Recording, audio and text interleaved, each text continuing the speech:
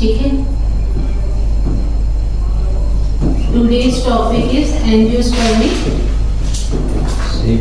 seed, right? Last class में हमने बच्चों बेसिक जो sexual reproduction in flowering plant में हमने जो बेसिक टॉपिक कवर किया था वो क्या था, फर्टिलाइजेशन। हमने इसमें क्या पढ़ा था, अगर मैं उसका थोड़ा रिकैप करूं तो फर्टिलाइजेशन में हमने क्या पढ़ा था, फर्टिलाइजेशन में बेसिकली क्या होता है, fusion of male and female gametes होते हैं, और जो मेल और फीमेल गैमेट होते हैं वो बेसिकली कैसे होते हैं, नॉन मोटाइल होते हैं, है ना। तो वहाँ पे क्या होता है कि जो हमारे पास मेल गैमेट होता है वो नॉन मोटाइल होता है and it is carried to the female gamete through the pollen tube. मतलब वहाँ पे पोलन ट्यूब का फॉर्मेशन होता है जिसकी हेल्प से वो मेल गैमेट किस तक पहुँचता है, फीमेल गैमेट तक पहुँचता है। और इस प्रोसेस को मैंने बताया था आपको क्या कहते हैं, सिफ्नोगैमी। सिफ्नोगैमी वो टाइप है जिस टाइप में ये क्या होता है, बेसिकली इसमें क्या होता है, हम मेल गैमेट को कैरी करते हैं, carry of non motile male gamete, non motile male gamete को कैरी किया जाता है up to the female gamete, carries of non motile male gamete up to the female gamete through, किसके through होता है बच्चों, पोलन ट्यूब के through होता है ना। तो यहाँ पे बेसिकली क्या होता है, पोलन ट्यूब का फॉर्मेशन होता है। तो इसमें होता क्या है कि जैसे हमारे पास प्लांट का फीमेल रिप्रोडक्टिव पार्ट है, ये कौन सा पार्ट है, female reproductive part of the flower, है ना। अब फीमेल रिप्रोडक्टिव पार्ट में जो सबसे अपर मोस्ट पार्ट है that is called stigma, right, है ना। ये वाला जो पार्ट है इसको बोलते हैं स्टाइल, और जो बल्जिंग पार्ट होता है फीमेल रिप्रोडक्टिव का उसको हम क्या कहते हैं, bulging part of the flower is called ovary. और आप लोगों को ये बात पता है ओवरी के अंदर क्या प्रेजेंट होता है, हमारा ओव्यूल प्रेजेंट होता है, that is also called integumented megasporangium, right. अच्छा, अब सपोज करो ये मेरा ओव्यूल प्रेजेंट है ओवरी के अंदर, ठीक है। ओव्यूल के दो एंड प्रेजेंट होते हैं, ओव्यूल के अपर एंड को आप क्या कहते हो, माइक्रोपाइल, और ओव्यूल का जो लोअर एंड होता है उसको क्या बोलते हो, चेलिजल एंड, ठीक है। ये दो एंड प्रेजेंट होते हैं। अब बेसिकली होता क्या है, अगर मैं इस ओव्यूल को देखूं तो इस ओव्यूल में होता क्या है, इस ओव्यूल में यहाँ पर माइक्रोपाइलर एंड की तरफ दो तरीके के सेल प्रेजेंट होते हैं जिनको आप बोलते हो सिनर्जिड सेल, क्या बोलते हो, सिनर्जिड सेल। और सेंटर में एक डिप्लॉयड स्ट्रक्चर प्रेजेंट होता है that is called egg. But जब मेल गैमेट से ये फ्यूज्ड हो जाएगा आपका एग, तो it will result in the formation of zygote.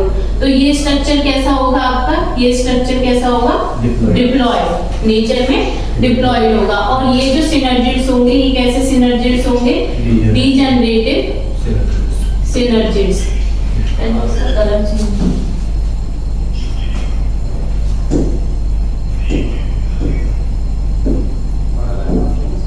ठीक है, तो इसको क्या बोला जाता है, डीजनरेटिव सिनर्जिड्स, है ना। तो अगर मैं इसका स्ट्रक्चर बनाऊं, केवल अगर मुझे इस पार्ट से मतलब हो, अपने केवल किस पार्ट की बात कर रहे हैं हम, फीमेल बल्जिंग पार्ट की, जो हमारे इंटेगुमेंटेड मेगास्पोरेंजियम है that is our embryo cell, है ना।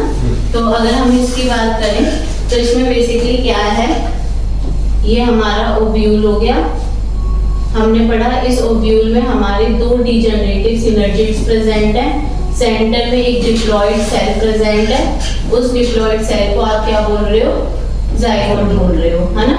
और सराउंडिंग जो सेल्स हैं उनको आप बोल रहे हो डीजनरेटिव सिनर्जिड्स, राइट। अच्छा, सेंटर में क्या होता है बच्चों, सेंटर में हमारा एक सेंट्रल सेल प्रेजेंट था जिसके पास दो पोलर न्यूक्लियाई प्रेजेंट थी। तो हमारा एक मेल गैमेट, आपको डबल फर्टिलाइजेशन तो पहले पूरा याद होना चाहिए कि जो हमारा एक मेल गैमेट था वो किसके साथ फ्यूज कर रहा था, एक मेल गैमेट फ्यूज कर रहा था एग के साथ, and it will result in the formation of zygote, है ना। This process is called syngamy. ये कौन सा फर्टिलाइजेशन होता है, ट्रू फर्टिलाइजेशन। कौन सा फर्टिलाइजेशन है, ट्रू फर्टिलाइजेशन, राइट। और सेकंड केस में क्या हो रहा था, सेकंड केस में क्या हो रहा था, जो हमारा दूसरा मेल गैमेट था वो किसके साथ फ्यूज कर रहा था, it is fuse with the polar nuclei, है ना, पोलर न्यूक्लियाई के साथ फ्यूज कर रहा था। पोलर न्यूक्लियाई कैसी थी नेचर में, डिप्लॉयड, और it will result in the formation of endosperm, जिसको आप क्या बोलते हो, प्राइमरी एंडोस्पर्म न्यूक्लियस, और ये नेचर में कैसा होता है, ट्रिप्लॉयड, और इस प्रोसेस को हम क्या बोलते हैं, ट्रिपल फ्यूजन, राइट। अब इसमें क्या होता है, जो सेंट्रल सेल था, central cell is developed into primary endosperm cell, जो सेंट्रल सेल होगा वो तो प्राइमरी एंडोस्पर्म में डेवलप हो जाएगा, और जो पोलर न्यूक्लियाई जो मेल गैमेट के साथ फ्यूज हुई थी, it is developed into the primary endosperm nucleus, और प्राइमरी एंडोस्पर्म न्यूक्लियस जो होता है बच्चों वो नेचर में कैसा है, ट्रिप्लॉयड है, राइट, और primary endosperm cell surround the primary endosperm nucleus, right. जो चेलिजल एंड है हमारा, ये हमारा माइक्रोपाइलर एंड है, जो चेलिजल एंड की तरफ जो हमारे 3 सेल्स प्रेजेंट है, दैट इज एंटीपोडल सेल्स, वो हो जाएंगे डीजनरेट, क्या हो जाएंगे, इनको बोलते हैं डीजनरेट एंटीपोडल सेल्स, राइट। अब क्या होता है, ये जो प्राइमरी एंडोस्पर्म न्यूक्लियस है ये फर्दर आपका डेवलप करेगा किसमें, एंडोस्पर्म में, primary endosperm nucleus is further develop into the endosperm, है ना, और जो जाइगोट है it is further develop into an embryo. अभी मैं आपको जब सीड फॉर्मेशन पढ़ाऊंगी तो ये वाला जो पार्ट है ये इसलिए मैं आपको समझा रही हूँ कि तुम्हें बेटर समझ में आए कि वो क्या है। तो zygote is further develop into an embryo, zygote further किस में डेवलप होता है, एम्ब्रियो में, और इस प्रोसेस को हम क्या बोलते हैं, एम्ब्रियो जेनेसिस, राइट। अच्छा, अब मैंने आप लोगों को एक बात बताई थी, जो एंडोस्पर्म का डेवलपमेंट होता है वो बच्चों पहले होगा एम्ब्रियो के डेवलपमेंट से। क्यों? क्योंकि एंडोस्पर्म का जो मेन फंक्शन है वो क्या है, नरिशमेंट प्रोवाइड करना फॉर द डेवलपिंग एम्ब्रियो। तो एंडोस्पर्म पहले बनना चाहिए, ठीक है, तो एंडोस्पर्म पहले डेवलप होगा। अच्छा, होता क्या है, आपको ये बात पता है, ovule is develop into a seed, ovule further किस में डेवलप होगा, सीड में डेवलप होगा, and ovary is develop into a fruit, ठीक है, ओवरी किस में डेवलप होती है, फ्रूट में डेवलप होती है। तो अब यहाँ पे क्या हो रहा है, यहाँ पे हमें बात पता है एंडोस्पर्म का डेवलपमेंट पहले होगा, endosperm development precedes the embryo development, embryo के डेवलपमेंट से पहले एंडोस्पर्म का डेवलपमेंट होगा। क्यों? क्योंकि एंडोस्पर्म का जो मेन फंक्शन है वो क्या है, it provide the nourishment for the developing embryo, developing embryo को क्या करता है, नरिशमेंट प्रोवाइड करता है। एक जो टिपिकल एंजियोस्पर्मिक सीड होता है, उस टिपिकल एंजियोस्पर्मिक सीड में 3 मेन पार्ट प्रेजेंट होते हैं एक सीड के अंदर। पहला जो पार्ट होता है उस सीड के अंदर जो प्रेजेंट होता है, that is called seed coat. क्या होता है, सीड कोट। एक सीड के अंदर जो पहला पार्ट प्रेजेंट होगा वो क्या होगा, सीड कोट। सेकंड पार्ट जो सीड के अंदर प्रेजेंट होता है वो होता है एम्ब्रियो। क्या होता है, एम्ब्रियो।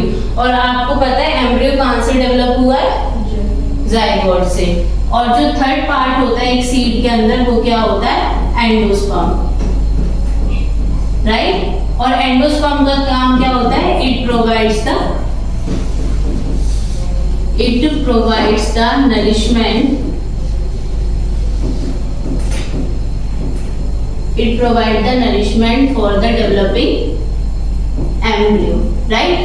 अब भाई यहाँ पे क्या हो रहा है, ये नरिशमेंट प्रोवाइड कर रहा है एम्ब्रियो के डेवलपमेंट में। तो अब तो ये एम्ब्रियो की मर्जी है कि या तो इस एंडोस्पर्म को पूरा कंप्लीटली क्या कर ले, खा ले, है ना, क्योंकि भाई जब एम्ब्रियो डेवलपमेंट होगा तो उस एंडोस्पर्म की नीड पड़ेगी। तो उसके पास 2 ऑप्शन है, या तो उस एंडोस्पर्म को कंप्लीटली कंज्यूम कर ले अपने डेवलपमेंट के लिए, अपने मैच्योरेशन के लिए, या एक कंडीशन ये हो सकती है कि एंडोस्पर्म रह जाए, है ना, एक कंडीशन ये हो सकती है। तो on the basis of the development of endosperm, endosperm के बेसिस पर एंडोस्पर्म क्या कर रहा है, न्यूट्रिशन प्रोवाइड कर रहा है। We have 2 type of seeds, ठीक है। एंडोस्पर्म के बेसिस पर हमारे पास 2 टाइप के सीड होते हैं। एक सीड हम बोलते हैं एंडोस्पर्मिक सीड, क्या बोलते हैं, एंडोस्पर्मिक सीड, जिनका दूसरा नाम क्या होता है, एल्ब्यूमिनस सीड, और एक होते हैं हमारे पास नॉन एंडोस्पर्मिक सीड्स। क्या होते हैं? नॉन एंडोस्पर्मिक सीड, है ना। तो अब हम पढ़ते हैं टाइप ऑफ सीड्स, कौन से दो टाइप के सीड्स हैं जो हमारे पास होते हैं, है ना। तो हमें पता था एक जो फर्टिलाइज्ड ओव्यूल है, सबसे पहली बात, एक जो फर्टिलाइज्ड ओव्यूल है, a fertilized ovule is basically called seed, है ना। और सीड में बी ऑफ टू टाइप। तो सबसे पहला जो सीड होता है वो होता है आपका एंडोस्पर्मिक सीड। एंडोस्पर्मिक सीड को बच्चों आप एल्ब्यूमिनस सीड भी कहते हो, है ना। अब हमें क्या पता है एंडोस्पर्म का जो मेन फंक्शन है वो क्या है? एंडोस्पर्म का मेन फंक्शन है it provide the nourishment for the developing embryo. तो ये क्या कर रहा है? ये नरिशमेंट प्रोवाइड कर रहा है एम्ब्रियो के डेवलपमेंट के लिए, है ना। तो during the embryo development if endosperm remain in the ovule, अगर एम्ब्रियो के डेवलपमेंट के टाइम पर, जब एम्ब्रियो डेवलपमेंट हो रहा है, अगर उस समय पे endosperm is not completely consumed, है ना, if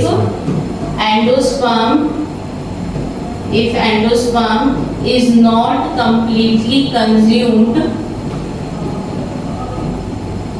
if endosperm is not completely consumed during the embryo development, अगर एम्ब्रियो डेवलपमेंट के टाइम पे एंडोस्पर्म अगर कंप्लीटली कंज्यूम्ड नहीं होता है, तो इस तरीके के सीड को क्या बोला जाता है? Endospermic seeds. क्या बोलते हो आप?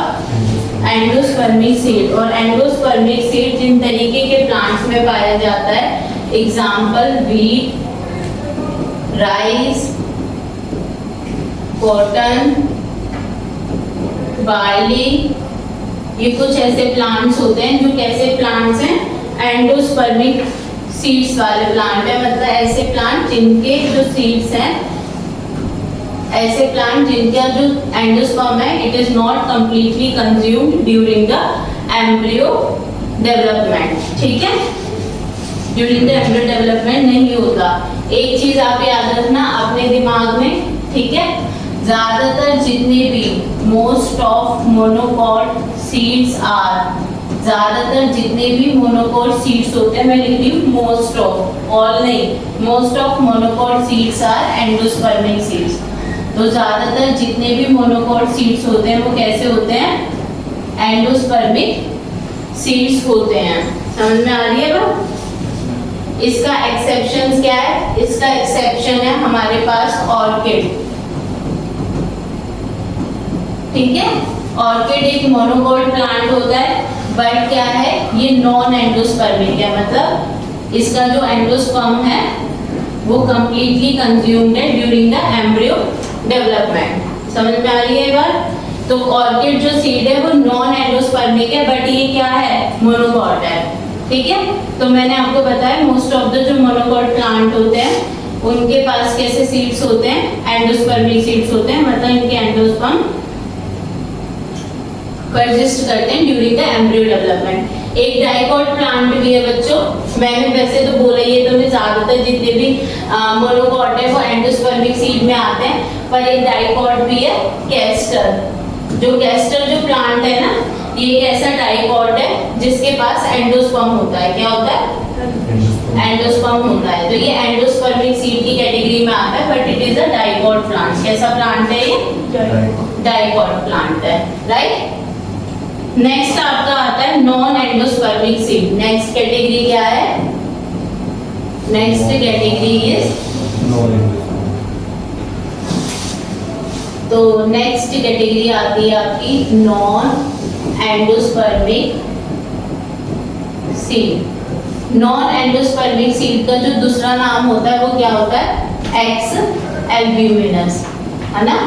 तो नॉन एंडोस्पर्मिक सीड को हम एक्स एल्ब्यूमिनस सीड भी बोल सकते हैं। ठीक है, नाम से ही पता चल रहा है नॉन एंडोस्पर्म का क्या मतलब है कि एंडोस्पर्म जो है वो कंप्लीटली कंज्यूम्ड हो गया है ड्यूरिंग द एम्ब्रियो डेवलपमेंट, या मतलब एम्ब्रियो मैच्योरेशन के टाइम पे endosperm is endosperm is completely consumed, endosperm is completely consumed during the maturation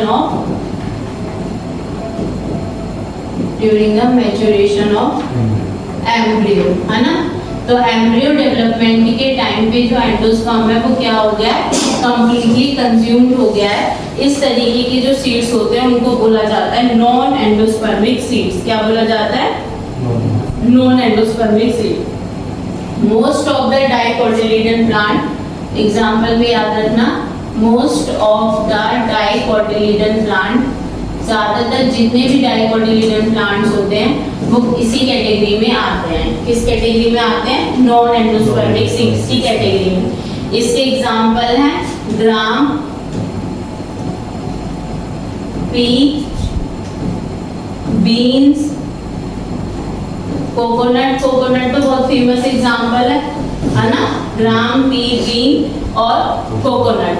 ये सब किसके एग्जाम्पल है, नॉन एंडोस्पर्मिक सीड्स के एग्जाम्पल है। मतलब ज्यादातर जितने भी डाइकोटिलिडन प्लांट्स होते हैं वो इस कैटेगरी में आते हैं, राइट। अच्छा, एक्सेप्शन आपको पता है, मैंने वहां पे लिखा दिया, कैस्टर। कैस्टर एक डाइकोटिलिडन प्लांट है बट वो एंडोस्पर्मिक है, मतलब उसके पास एंडोस्पर्म प्रेजेंट है। और एक और एक्सेप्शन में आप मोनोकोट प्लांट में अगर मेंशन करना चाहो तो ऑर्किड को कर सकते हो। ऑर्किड के पास क्या होता है, एंडोस्पर्म प्रेजेंट नहीं होता। तो ये आपके क्या है, एक्सेप्शंस हैं, राइट। एक सीड कैटेगरी होती है, नेक्स्ट कैटेगरी है पेरिस्पर्मिक सीड। एक तीसरे टाइप के सीड्स होते हैं जिनको हम बोलते हैं पेरिस्पर्मिक सीड्स। बच्चों पेरिस्पर्मिक सीड्स कैसे डेवलप होते हैं, जैसे हमने पढ़ा था ओव्यूल बना था, ओव्यूल का टेग्यूमेंटेड मेगास्पोरेंजियम बोलते हो। ओव्यूल के अंदर एम्ब्रियो सेल डेवलप हुआ था। ओव्यूल के अंदर आपको पता था इसके चारों तरफ कुछ ऐसे large number of cells present थे जिनको मैं क्या बोल रही थी, न्यूक्लियस बोल रही थी। क्या बोल रही थी, न्यूक्लियस, है ना। और न्यूक्लियस में से एक सेल होता है जो बहुत ज्यादा नरिशमेंट एब्जॉर्ब कर लेता है, साइज में थोड़ा घट जाता है और वो ही रिस्पॉन्सिबल होता है for the development of embryo cell, ठीक है।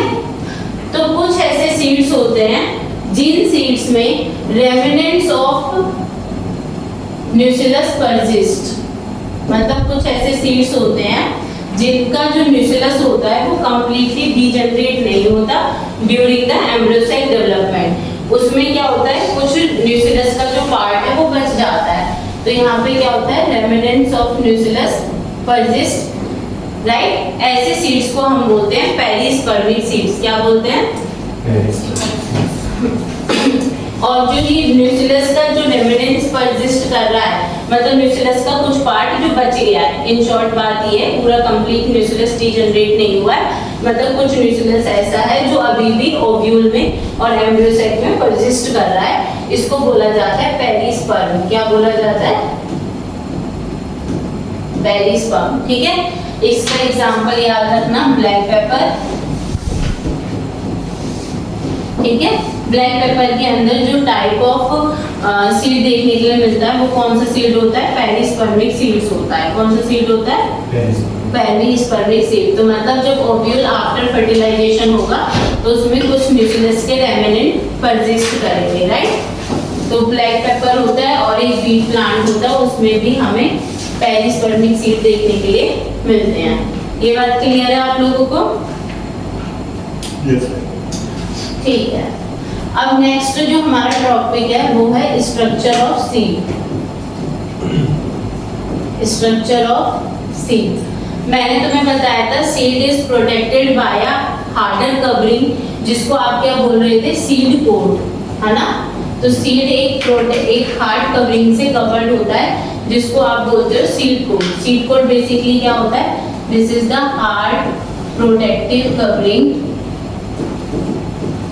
this is the hard protective covering which is present around the seed, है ना। सीड के चारों तरफ एक हार्ड प्रोटेक्टिव कवरिंग प्रेजेंट होती है जिसको बच्चों हम क्या बोलते हैं, सीड कोट बोलते हैं, है ना। तो सीड कोट क्या करता है, वो सीड को प्रोटेक्ट करने का काम करता है। And seed coat is developed from the seed coat basically क्या है, इंटेग्यूमेंटेड ओव्यूल को क्या कर रहा है, प्रोटेक्ट करने का काम कर रहा है। तो it protect the integumented ovule, right. और सीड कोट की जो आउटर कवरिंग होती है, जो आउटर पार्ट होता है सीड कोट का जो बाहर का पार्ट है, मतलब outer part of seed coat के जो बाहर का पार्ट है उसको हम बोलते हैं टेस्टा। क्या बोलते हैं, टेस्टा। और जो इनर पार्ट होता है सीड कोट का, the inner part of seed coat is called tegmen, right. ठीक है, तो आउटर पार्ट जो होता है सीड कोट को उसको टेस्टा बोला जाता है, और जो इनर पार्ट होता है सीड कोट का दिस इज कॉल्ड टैगमन। तुमने ये देखा ना, ग्राम चना देखा होगा, इसमें क्या होता है, यहाँ पे एक स्मॉल पोर प्रेजेंट होता है ग्राम के केस में, है ना। This small pour is called micropyle. क्या कहा जाता है, स्मॉल पोर को माइक्रोपाइल कहा जाता है। ठीक है, चने के बाहर एक ब्राउन कलर की कवरिंग होती है ना, उसको तो सीड कोट बोलते हैं। तो आउटर टेस्ट है, इनर टैगमन, ये बात तो क्लियर है। यहाँ पे एक स्मॉल पोर, एक स्मॉल ओपनिंग प्रेजेंट होती है ना। इस स्मॉल ओपनिंग को बच्चों हम क्या बोलते हैं, माइक्रोपाइल बोलते हैं। माइक्रोपाइल बेसिकली रिस्पॉन्सिबल होता है, बेसिकली माइक्रोपाइल का मेन फंक्शन क्या है, it is responsible for the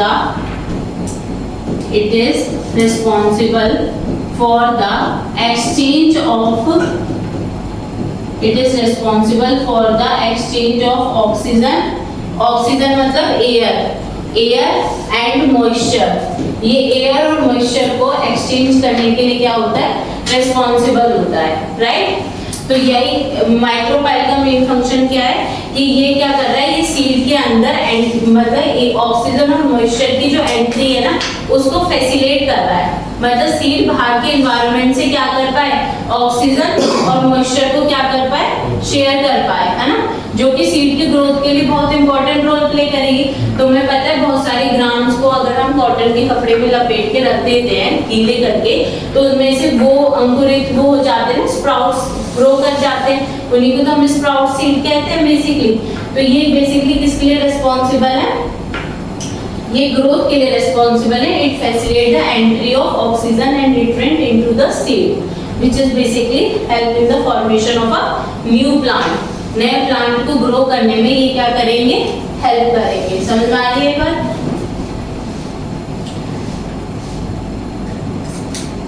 तो यानी कि यहाँ पे क्या हो रहा है, ऑक्सीजन का एक्सचेंज हो रहा है, मॉइस्चर का एक्सचेंज हो रहा है। एक सीड को ग्रो करने के लिए प्रॉपर टेम्परेचर की रिक्वायरमेंट होती है।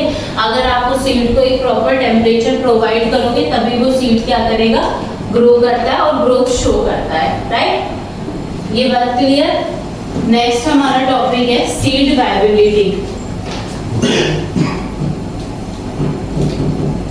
सीड वायबिलिटी से क्या मतलब है, आपको क्या लग रहा है यहाँ पे वायबल वर्ड का क्या मतलब है, सीड वायबिलिटी क्या कहना चाह रही है, कितने टाइम तक जर्मिनेट कर सकती है, वो किसी सीड के अंदर कितना पावर ऑफ जर्मिनेशन है ना। कब तक कोई सीड अपना जो पावर ऑफ जर्मिनेशन है उसको रिटेन कर पा रहा है, उसको बेसिकली हम क्या बोल रहे हैं, सीड वायबिलिटी बोल रहे हैं। जैसे कुछ ऐसे सीड्स होंगे जिनका पावर ऑफ जर्मिनेशन बहुत कम होगा, कुछ ऐसे सीड्स होंगे जिनका पावर ऑफ जर्मिनेशन बहुत लॉन्गर ईयर्स तक रहता होगा, है ना।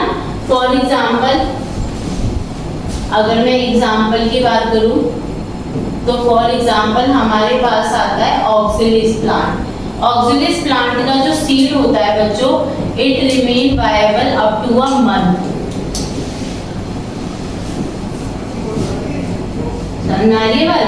मतलब इस प्लांट का जो सीड है वो हो सकता है महीने तक क्या रहे, वायबल रहे, है ना, वायबल रह सकता है। नेक्स्ट सीड जो है हमारे पास वो है ल्यूपाइन सीड। ल्यूपाइन सीड की जो वायबिलिटी होती है वो ओवर द ईयर्स होती है, it remain viable up to 2000 years तक ये क्या रह सकता है, वायबल रह सकता है ल्यूपाइन सीड। ठीक है, ल्यूपाइन सीड को एक्सहिबिटेड किया गया था, इसको एक्सट्रैक्ट किया गया था from Arctic tundra. Arctic tundra एक रीजन होता है ना जो बहुत ठंडा इलाका होता है, वहां से ल्यूपाइन सीड को क्या किया गया था, एक्सट्रैक्ट किया गया था।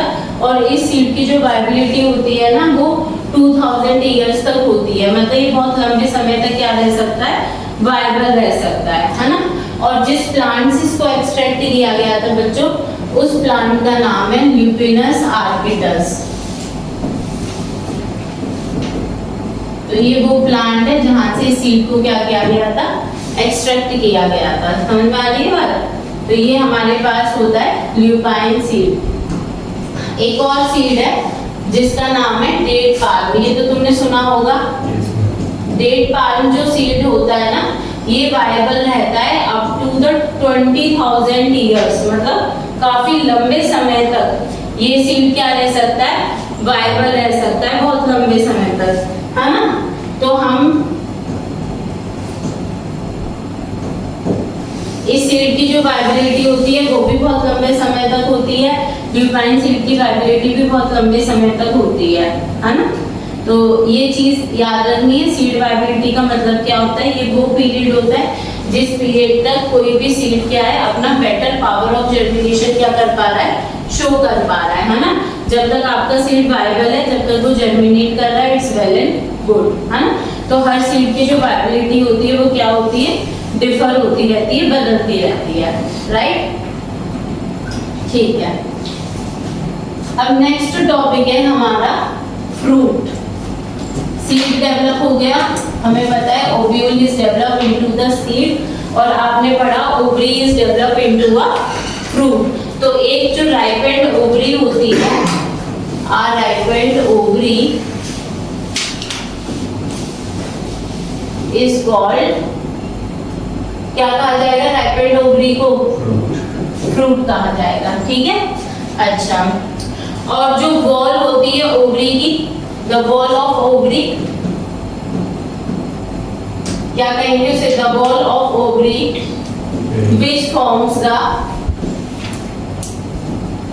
The wall of ovary which forms the wall of fruit, जो फ्रूट की वॉल को फॉर्म करेगा, दैट इज कॉल्ड पेरिकार्प, ठीक है। तो वॉल ऑफ ओवरी को क्या कहा जाता है, पेरिकार्प, और ripened ovary is further develop into a fruit, ठीक है। अब बच्चों हमारे पास 3 टाइप के फ्रूट्स होते हैं, ठीक है। एक तो होता है हमारे पास true fruit, first one is a true fruit. Second होता है हमारे पास फॉल्स फ्रूट, इसका क्या मतलब है, और थर्ड हमारे पास होता है पार्थिनोजेनिक फ्रूट, राइट। तो हमारे पास 3 टाइप के फ्रूट्स होते हैं, एक होता है ट्रू फ्रूट, एक होता है फॉल्स फ्रूट, और एक होता है पार्थिनोजेनिक फ्रूट। ट्रू फ्रूट वो फ्रूट होता है जो केवल किससे डेवलप हो रहा है, which is develop from the ovary only. ये वो फ्रूट है जो केवल किससे डेवलप हो रहा है, ओवरी से डेवलप हो रहा है, that fruit is called true fruit. मतलब क्या है इस बात का मतलब, इस बात का मतलब ये है, हमने पढ़ा था ओवरी कंटेन ओव्यूल्स, ओव्यूल्स में बहुत सारे पार्ट्स प्रेजेंट होते हैं, इंटेगुमेंट प्रेजेंट होता है, न्यूक्लियस प्रेजेंट होता है, बहुत सारे पार्ट्स प्रेजेंट होते हैं। ट्रू फ्रूट वो फ्रूट है which is develop from ovary only, जो केवल किससे डेवलप हो रहा है, ओवरी से डेवलप हो रहा है ना। और फॉल्स फ्रूट क्या है, which is developed from other parts, ठीक है। जो दूसरे पार्ट से डेवलप होगा, ओवरी से डेवलप नहीं होगा। तो which is developed from other parts मतलब other than ovary, ओवरी के अलावा किसी भी पार्ट से अगर वो फ्रूट डेवलप हो रहा है, that fruit is called false fruit. और फॉल्स फ्रूट का एग्जांपल है बच्चों एप्पल। एप्पल जिस पार्ट से डेवलप होता है ना ओवरी के, वो पार्ट होता है आपका थैलेमस। कौन सा पार्ट होता है, थैलेमस। थैलेमस तो अदर पार्ट है ना फ्लावर का, उससे डेवलप हो रहा है, तो ये तो ट्रू फ्रूट नहीं है। ऐसी एक एग्जांपल है स्ट्रॉबेरी। स्ट्रॉबेरी भी कैसा फ्रूट है, फॉल्स फ्रूट। कैश्यू कैसा फ्रूट है, फॉल्स फ्रूट। मतलब ये वो फ्रूट है which is develop from other part of the other than ovary, ovary के अलावा किसी दूसरे पार्ट से डेवलप होने, that is called first fruit. तो यहाँ पे मेंशन करिए पार्थिनोकार्पिक फ्रूट। पार्थिनोजेनेसिस एक प्रोसेस होती है, उसके बारे में अभी डिस्कस करेंगे। इधर मेंशन करो पार्थिनोकार्पिक फ्रूट, है ना। तो नेक्स्ट फ्रूट कौन सा है हमारे पास? Parthenocarpic fruit. Parthenocarpic fruit basically बच्चों ये ऐसा फ्रूट होता है, such fruit which is developed without fertilization। समझ में आ रही है बात? मतलब ये ऐसा फ्रूट है जो बिना फर्टिलाइजेशन के डेवलप हुआ है। बिना फर्टिलाइजेशन के मतलब समझ रहे हो, यहाँ पे फ्यूजन ऑफ मेल और फीमेल गैमेट नहीं हुआ, जो सेक्सुअल रिप्रोडक्शन की जो प्रोसेस है वो नहीं हुई है। It is a type of asexual reproduction, you can say that. ठीक है, तो पार्थिनोकार्पिक फ्रूट कौन सा फ्रूट होता है? पार्थिनोकार्पिक फ्रूट वो फ्रूट होता है which is developed without fertilisation, मतलब यहाँ पे फर्टिलाइजेशन नहीं हुआ है। और इस फिनोमिना को हम बोलते हैं, सच phenomena is known as parthenogenesis, right? और इसका एग्जाम्पल याद है किसी को? बनाना, राइट? तो बनाना और ग्रेप्स कैसे फ्रूट्स हैं? पार्थिनोकार्पिक फ्रूट है, मतलब such fruit which is developed without the fertilisation, जो बिना फर्टिलाइजेशन के डेवलप होते हैं। ये बात समझ में आ गई? मतलब हमें ये समझ में आ गया कि ovule is developed into a seed, ovary is developed into a fruit on the basis of presence or absence of endosperm. We have two type of seed. First one is the endospermic seed, second one is non-endospermic seed. Endospermic seeds क्या होते हैं? जिनके endosperm remain करते हैं during the maturation of embryo, और non endospermic जिनमें endosperm completely consumed हो जाता है ड्यूरिंग द एम्ब्रियो डेवलपमेंट। ठीक है, मोनोकोट प्लांट में कौन से सीड देखने के लिए मिलते हैं? और नॉन एंडोस्पर्मिक सीड्स किसमें देखने के लिए मिलते हैं? डाइकोट प्लांट्स में। ठीक है, और उनके भी हमने कुछ एक्सेप्शंस पढ़े थे, मतलब कुछ ऐसे डाइकोट प्लांट्स होते हैं जो किसकी कैटेगरी में आते हैं? एंडोस्पर्मिक सीड की कैटेगरी में आते हैं। कुछ ऐसे मोनोकोट प्लांट होते हैं जो किसकी कैटेगरी में आते हैं? नॉन एंडोस्पर्मिक सीड्स की कैटेगरी में आते हैं, राइट? फिर हमने पढ़ा था सीड के 3 पार्ट होते हैं। आउटर मोस्ट जो पार्ट होता है सीड का, उसको सीड कोट कहते हैं। ठीक है, सीड कोट का अपर पार्ट टेस्टा होता है, इनर पार्ट टेगमन होता है, और there is a small pore which is present in the seed that is called micropyle, which is basically facilitate the entry of oxygen, air and moisture into the seed, right? और फिर उसके बाद हमने किसके बारे में पढ़ा था? उसके बाद नेक्स्ट टॉपिक क्या था? फ्रूट, है ना? Seed viability. सीड वायबिलिटी में क्या आता है? सीड वायबिलिटी में कौन सा सीड की कितनी पावर ऑफ जर्मिनेशन रहती है, that is called seed viability. इसमें हमने 3 सीड्स के एग्जांपल डिस्कस किए हैं, है ना? फिर नेक्स्ट हमारा टॉपिक था फ्रूट। फ्रूट में बेसिकली क्या होता है? जो राइपेंड ओवरी होती है उसको हम फ्रूट बोलते हैं। We have 3 types of fruit. First one is, second is false fruit and third one is parthenocarpic fruit, right? ठीक है, अब ये आता है सबसे इम्पोर्टेंट टॉपिक और लास्ट टॉपिक है इस चैप्टर का, that is apomixis and polyembryony.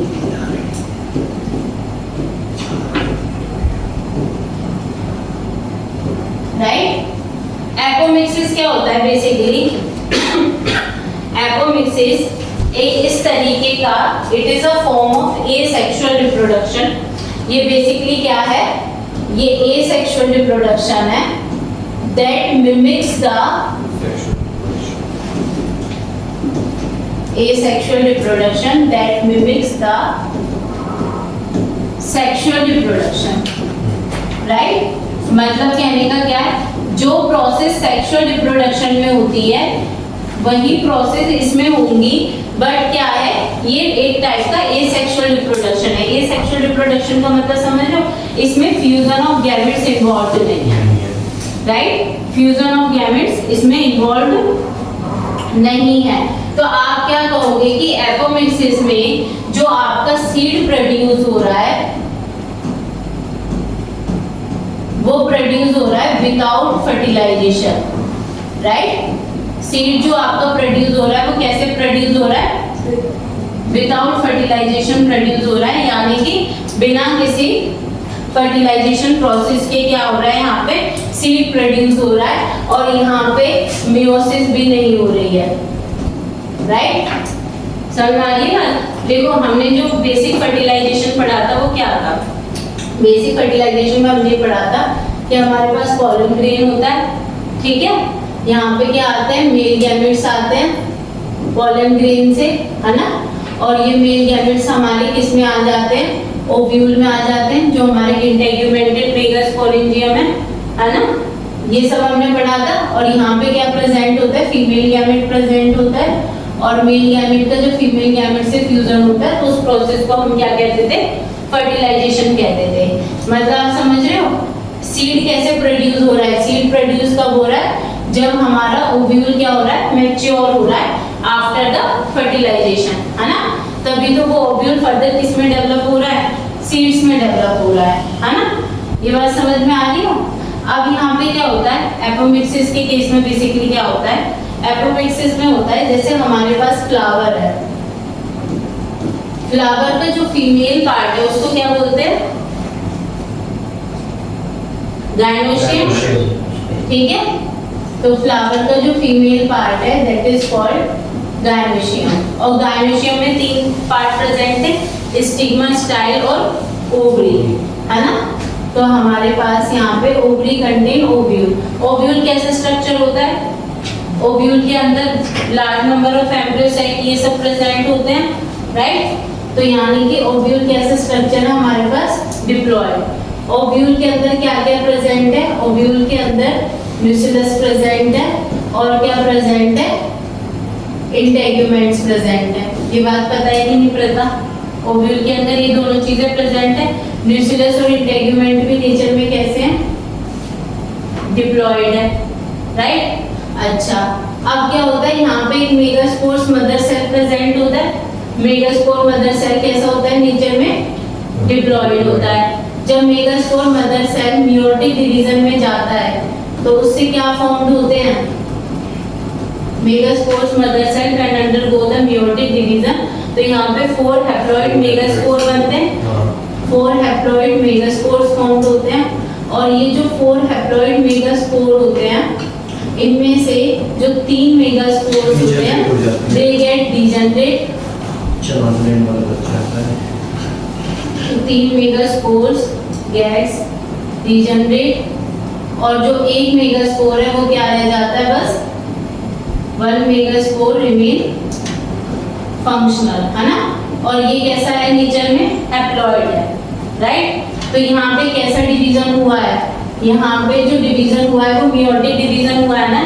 अब ये जो मेगास्पोर है ये मेगास्पोर किससे फ्यूज्ड करेगा? आपका मेल गैमेट के साथ फ्यूज करेगा एक तरीके से, है ना। और जब ये फ्यूज करेगा तो यहाँ पे क्या बनेगा? जाइगोट। जाइगोट कैसा होता है नेचर में? Diploid. Zygote further develop into an embryo. और एम्ब्रियो कैसा होता है नेचर में? Diploid. This is also diploid, right. यही तो प्रोसेस हो रही थी बेसिकली, है ना। तो यहाँ पे क्या था? हमारे पास ओव्यूल था जो कि एक डिप्लॉयड होता है, nucleus and integument, further megaspores mother cell बने, उससे 4 हैप्लॉइड मेगास्पोर बने, राइट। अब पता क्या हो रहा है? ये कह रहे हैं it produce the seed but without fertilisation.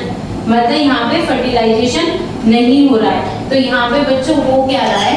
May be possible कि न्यूक्लियस और इंटेग्यूमेंट ने किस में डेवलप हो गया? सीड में डेवलप हो गया। तो ये जो पूरा प्रोसेस है ये क्या हो गया है? स्किप हो गया है। डायरेक्ट क्या हुआ है? न्यूक्लियस और integument is developed into a seed. Nucleus और इंटेग्यूमेंट डायरेक्ट किसमें डेवलप हो गए? सीड में डेवलप हो गए। यहाँ पे किसी भी तरीके का कोई भी फर्टिलाइजेशन नहीं हुआ है, राइट। ऐसा भी तो हो सकता है, जरूरी थोड़ी ना कि मेल गैमेट आए और फर्टिलाइजेशन हो। तो ये बच्चों 2 तरीके के होते हैं यहाँ पे। Apomixis are of 2 type. First one is the adventive embryony. Apomixis जो होता है वो 2 टाइप का होता है। पहली केस को हम बोलते हैं एडवेंटिव एम्ब्रियोनी। एडवेंटिव एम्ब्रियोनी के केस में क्या होता है, इसमें जो सीड प्रोड्यूस होता है, seed are produced from any of the part of embryo sac. Embryo sac के किसी भी पार्ट से क्या है, सीड डेवलप हो रहा है ना। तो यहाँ पे बेसिकली क्या है, एडवेंटिव एम्ब्रियोनी के केस में सीड इज डेवलप्ड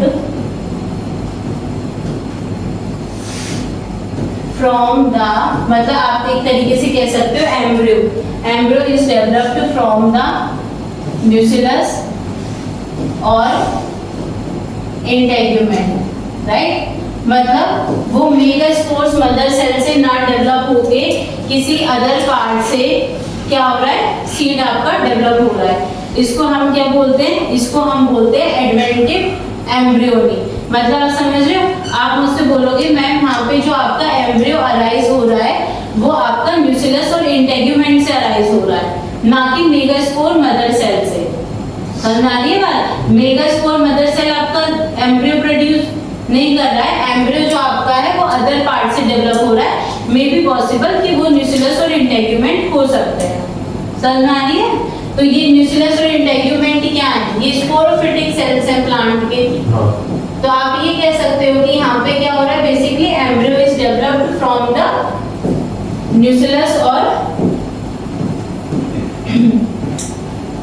इंटेग्यूमेंट। इस तरीके की एम्ब्रियोनी को हम क्या बोलते हैं, एडवेंटिव एम्ब्रियोनी। और ये हमें किसके केस में देखने के लिए मिलती है, ये हमें देखने के लिए मिलती है मैंगो प्लांट में और सिट्रस में, राइट। तो ये केस किसका है आपका, एडवेंटिव एम्ब्रियोनी का, है ना। एक और टाइप होता है जिसको बोलते हैं रिकरेंट एग्मोस्पर्मी। तो एडवेंटिव एम्ब्रियोनी का मतलब क्या है, embryo is developed from the nucleus और इंटेग्यूमेंट, मतलब अदर पार्ट से डेवलप हुआ है। ये कैसे है, डिप्लॉइड पार्ट है, मतलब डिप्लॉइड स्पोरोफिटिक सेल से क्या हो गया, आपका एम्ब्रियो डेवलप हो गया है, राइट। तो इस तरीके के पार्ट, इस तरीके की एपोमिक्सिस को बोलते हैं एडवेंटिव एम्ब्रियोनी, राइट। ये बात क्लियर है। नेक्स्ट टाइप की जो एम्ब्रियोनी है उसको हम बोलते हैं रिकरेंट एग्मोस्पर्मी। इसमें बच्चों पता है क्या होता है, इसमें जो एम्ब्रियो है, जनरली आपका जो एम्ब्रियो है वो जाइगोट से डेवलप हुआ था और वो एक एम्ब्रियो सैक है। इसमें जो आपका एम्ब्रियो डेवलप होता है, embryo is developed from the embryo is developed from the megaspore mother cell which is diploid in nature। मेरी बात ध्यान से सुनो, यहाँ पे जो एम्ब्रियो डेवलप हो रहा है वो मेगास्पोर मदर सेल से हो रहा है और मेगास्पोर मदर सेल नेचर में कैसे, डिप्लॉइड। अगर मेगास्पोर से डेवलप्ड होता तो ये नॉर्मल कंडीशन होती, ये बिफोर मेयोटिक डिवीजन डेवलप्ड हो रहा है। समझ आ रही है बात। तो यहाँ पे जो एम्ब्रियो डेवलप हो रहा है वो किससे डेवलप्ड हो रहा है, from megaspore mother cell, right. तो इस तरीके की एम्ब्रियोनी को हम क्या कहते हैं, रिकरेंट एग्मोस्पर्मी। और ये हमें देखने के लिए मिलता है किसके केस में, एप्पल में और पियर में। समझ आ रही है बात। तो इसको भी नोट कर लो। तो यानी कि यहाँ पे जो एम्ब्रियो सैक बना है, जो एम्ब्रियो डेवलप हुआ है वो किससे डेवलप हुआ है, it is develop from megaspore mother cell, megaspores mother cell से डेवलप हुआ है। ये चीज क्लियर है, ये चीज क्लियर है। तो एपोमिक्सिस क्या है, बेसिकली एपोमिक्सिस एक टाइप का एसेक्सुअल रिप्रोडक्शन है जो सेक्सुअल की तरह काम करता है। क्यों है, क्योंकि आप ये बोलोगे क्योंकि भाई वहाँ पे सीड प्रोड्यूस होता है और सीड तो किसका इवेंट है, सेक्सुअल रिप्रोडक्शन का। पर आप ये बताओगे कि वहाँ पे जो सीड डेवलप हुआ है वो आपका मेन पार्ट से ना डेवलप होके अदर जो पार्ट्स हैं उनसे डेवलप हुआ है। जैसे न्यूक्लियस और इंटेग्यूमेंट से एम्ब्रियो बन गया, तो this is called adventive embryony. और अगर मेगास्पोर्स मदर सेल से डेवलप हो रहा है, तो this is called recurrent agamospermy. Is it clear? Next है आपका टॉपिक पॉलीएम्ब्रियोनी। नाम से पता चल रहा है पॉलीएम्ब्रियोनी का क्या मतलब है? मतलब formation of more than one embryo. Simple, मतलब यहाँ पे क्या हो रहा है, एक से ज्यादा एम्ब्रियो बन रहे हैं। एक से ज्यादा एम्ब्रियो कब बनते हैं? जैसे तुम्हें पता है ये मेरे पास ओवरी है, ओवरी के अंदर क्या प्रेजेंट है? ओव्यूल प्रेजेंट है, that is called your embryo sac. आपको पता है यार यहाँ पे एक स्ट्रक्चर प्रेजेंट होता है, उसको जाइगोट बोलते हैं, and zygote is further develop into an embryo. ये तो नॉर्मल प्रोसेस है, इसके बारे में तो आपको पता है, दिस इज कॉल्ड एम्ब्रियोजेनेसिस। पर हो सकता है इस ओव्यूल से सराउंडेड जो पार्ट है दैट इज न्यूक्लियस और इंटेग्यूमेंट, उनके मन में भी आगे कि चलो हम एम्ब्रियो डेवलप करेंगे, तो इसका मतलब एक से ज्यादा एम्ब्रियो डेवलप हो जाएंगे एक ओवरी के अंदर। समझ में आ रही है बात? तो यानी कि पॉलीएम्ब्रियोनी क्या होता है? Formation of more than one embryo, एक से ज्यादा एम्ब्रियो का फॉर्मेशन होना, formation of more than one embryo. ठीक है, तो यहाँ पे क्या है, न्यूक्लियस भी इन्वॉल्व है, हो सकता है न्यूक्लियस भी फर्दर क्या कर रहा हो, एम्ब्रियो फॉर्मेशन कर रहा हो, इंटेग्यूमेंट से भी हो सकता है एम्ब्रियो फॉर्मेशन हो रहा हो, और जाइगोट तो आपका एम्ब्रियो बनाता ही बनाता है। तो इसका मतलब जाइगोट से भी बन रहा है, न्यूक्लियस से भी बन रहा है, इंटेग्यूमेंट से भी बन रहा है, तो एक से ज्यादा एम्ब्रियो डेवलप हो जाएंगे कि नहीं हो जाएंगे? तो this condition is known as polyembryony. समझ में आ गई बात? देखो सुनो, अगर जाइगोट से एम्ब्रियो बन रहा है तो ये तो तुम्हारा नॉर्मल सेक्सुअल रिप्रोडक्शन है, इसमें कोई प्रॉब्लम नहीं है। समझ में आ रही है? इसमें कोई दिक्कत नहीं है। बट अगर आपका न्यूक्लियस से एम्ब्रियो बन रहा है या आपका इंटेग्यूमेंट से एम्ब्रियो बन रहा है, तो ये बच्चों विदाउट फर्टिलाइजेशन भी बन सकता है, और दिस इज कॉल्ड एपोमिक्सिस। इसी को बेसिकली क्या बोलते हैं?